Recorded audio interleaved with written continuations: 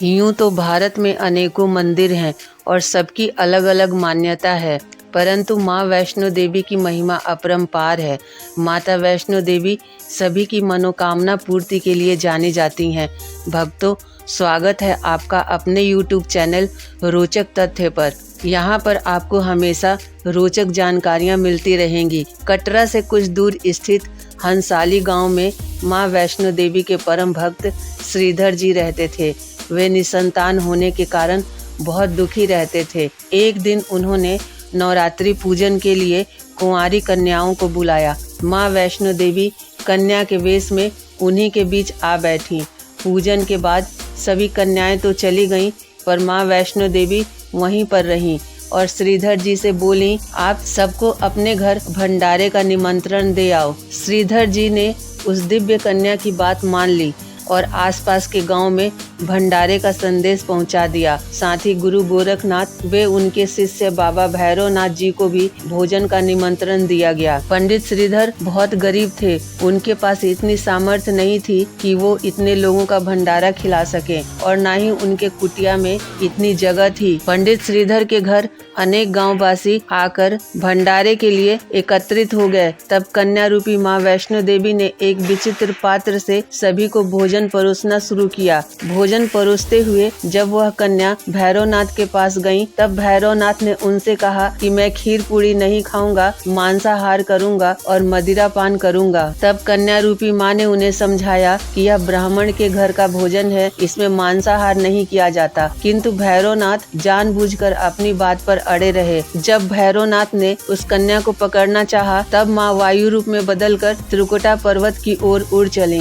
भैरवनाथ भी उनके पीछे पीछे चले गए। माता वैष्णो देवी की रक्षा के लिए वहाँ पर भगवान हनुमान जी भी थे। त्रिकुट पर्वत पर चढ़ते समय हनुमान जी को प्यास लग गई और माता वैष्णो देवी ने हनुमान जी के आग्रह पर अपने धनुष से तीर चलाकर माता जी ने बाण गंगा की उत्पत्ति की। माता वैष्णो देवी ने उसी बाण गंगा में अपने केश धोए। जब माँ वैष्णो देवी त्रिकुट पर्वत पर पहुँची, तब माता जी 9 महीने की तपस्या के लिए एक पवित्र गुफा में चली गयी। भैरवनाथ भी उस पवित्र गुफा में प्रवेश करने की कोशिश करने लगा। तब एक साधु ने भैरवनाथ से बोला, तू जिसे एक साधारण कन्या समझ रहा है, वह आदि शक्ति जगदम्बा है, इसलिए उस महाशक्ति का पीछा छोड़ दे। भैरवनाथ ने साधु की बात नहीं मानी। तब माता गुफा की दूसरी ओर से मार्ग बनाकर निकल गयी। यह गुफा आज भी अर्ध कुमारी या आदि कुमारी या गर्भ जून के नाम से प्रसिद्ध है। अर्ध कुमारी के पहले माता की चरण पादुका भी है। माता ने भैरवनाथ को चेताया और वापस जाने को कहा, फिर भी वह नहीं माना। माता गुफा के भीतर चली गयी। तब माता की रक्षा के लिए वहाँ पर हनुमान जी गुफा के बाहर थे और उन्होंने भैरवनाथ से युद्ध किया। भैरवनाथ ने फिर भी हार नहीं मानी। जब वीर लंगूर निढाल होने लगे, तब माता वैष्णो देवी ने महाकाली का रूप लेकर भैरवनाथ का संहार कर दिया। भैरवनाथ का सिर कटकर माता के भवन से 3 किलोमीटर दूर त्रिकुट पर्वत पर जा गिरा, जिसे आज हम भैरव घाटी के नाम से जानते हैं। उस स्थान पर भैरवनाथ का मंदिर है। जिस स्थान पर माता वैष्णो देवी ने हठी भैरवनाथ का वध किया, वह स्थान पवित्र गुफा